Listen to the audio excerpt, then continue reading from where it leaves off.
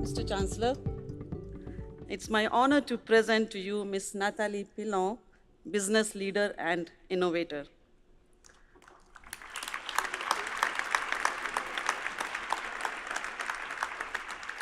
Although she left the sciences behind in high school to pursue an education in accounting, she says it was her innate curiosity in many subjects, and especially in people, that pulled her back.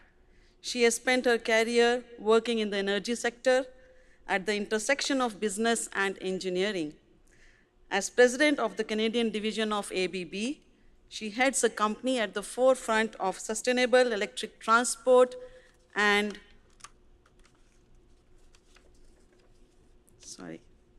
infrastructure, robotics, automation, and AI. She is passionate about the Canadian manufacturing sector and shares Concordia's vision for Canada as a global leader in the rapidly developing renewable energy economy and fourth industrial revolution. Madame Pilon exprime d'ailleurs ses idées sur le sujet dans la review policy, de même que titre d'expert lors de nombreuses conférences sur le leadership éclairé. Reconnue comme l'une des 100 femmes les plus influentes du Canada, elle parle souvent de l'importance de former des dirigeantes et de cultiver un équilibre entre les aspects personnels et professionnels de la vie. Elle continue de s'impliquer activement tant dans son milieu professionnel que dans sa communauté. Mr. Chancellor, on behalf of Senate and the Board of Governors, it's my privilege and honor to present to you Ms. Nathalie Pilon so that you may confer upon her the degree of Doctor of Laws honoris causa.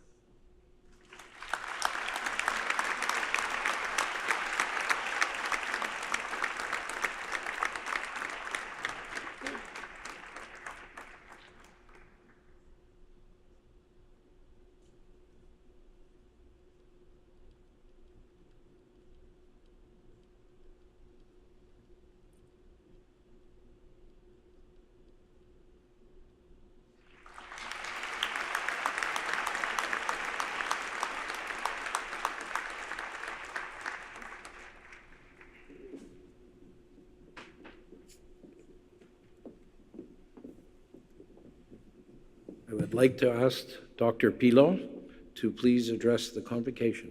Thank you.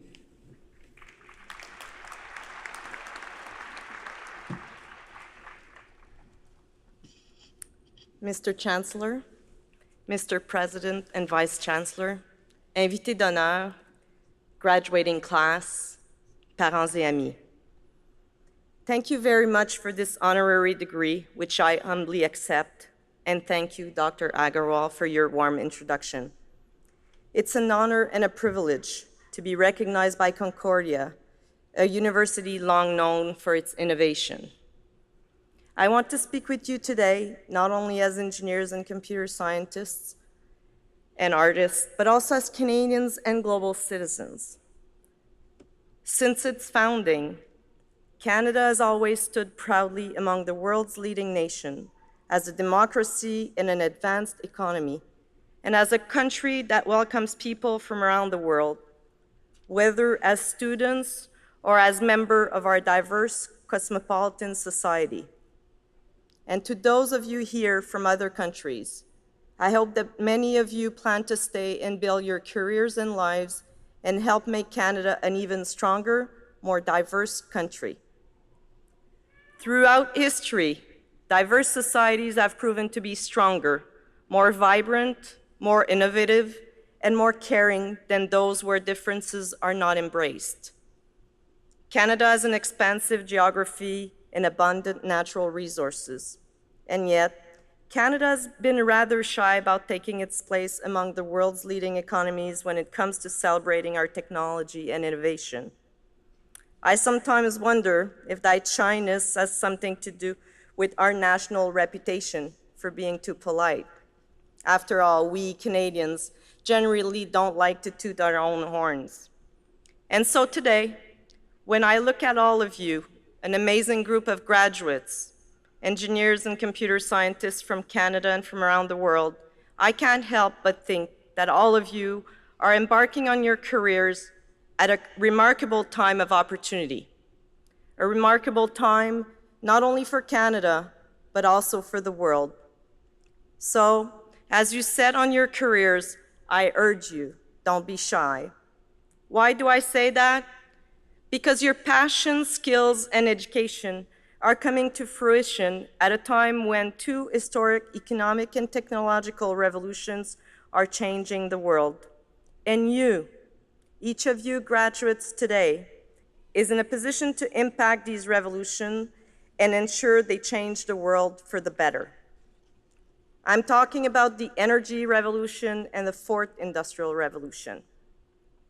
The global company I work for, ABB, a pioneering technology leader, is helping advance both of these revolutions, not only here in Canada, but around the world. That's why it's such a privilege for me to be able to talk to you today, because I see you as the future leaders of both of these revolutions. I'd like to start with the energy revolution. As the world population and global economy continues to grow, we need to find new, more sustainable sources of power. We need to raise the standard of living for more of the world's people without consuming the earth.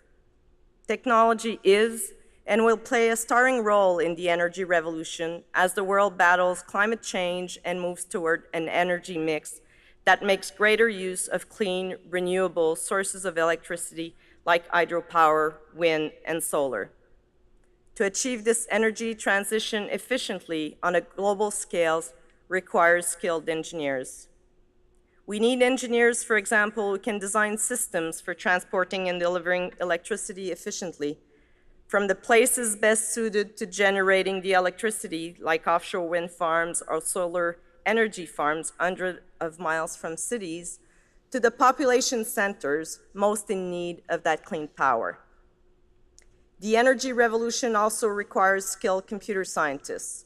It needs computer scientists, for example, who are adept at using the algorithms of power conversion and current fluctuations to efficiently integrate clean energy into the public power grid so that energy can flow without interruption alongside more conventional sources of electricity.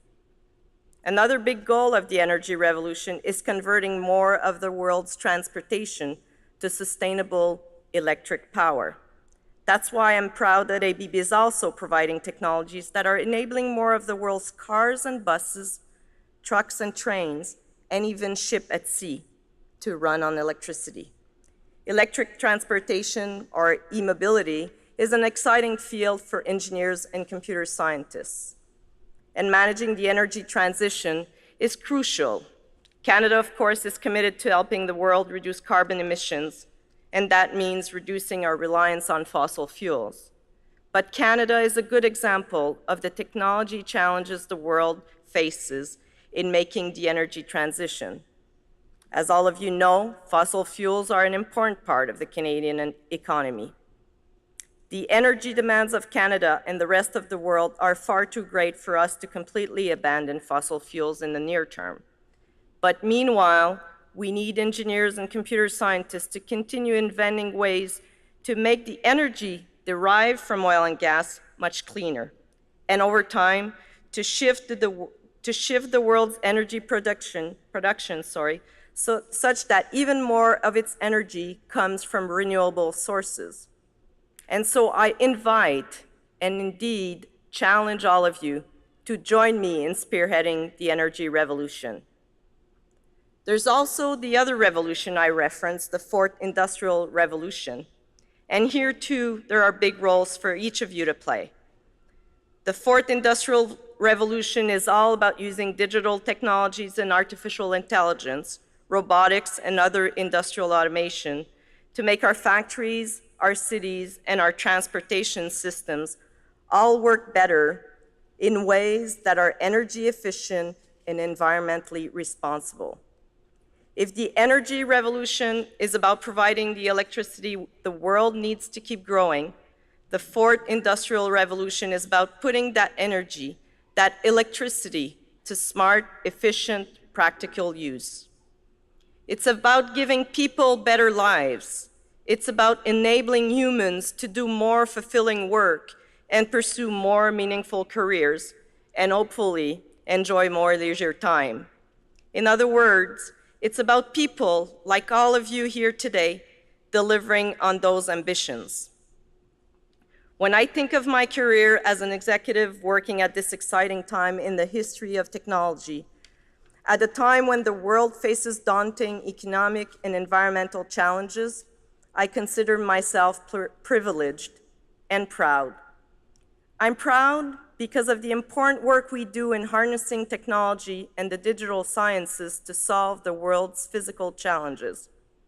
Solving the global challenges of the physical world matters, or to put it more simply, matter matters.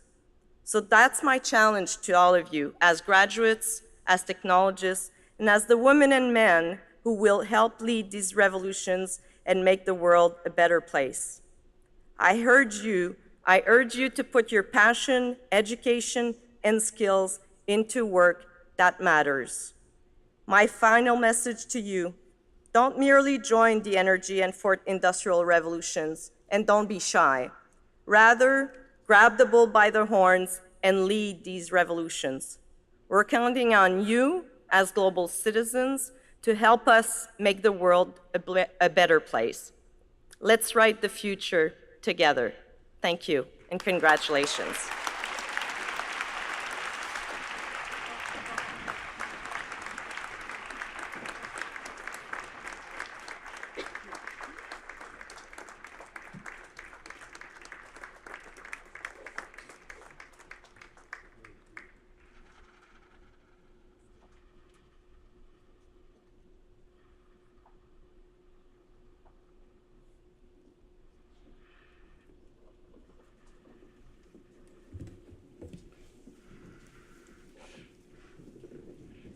Dr. Pilon, thank you for your illuminating remarks and your inspiring messages.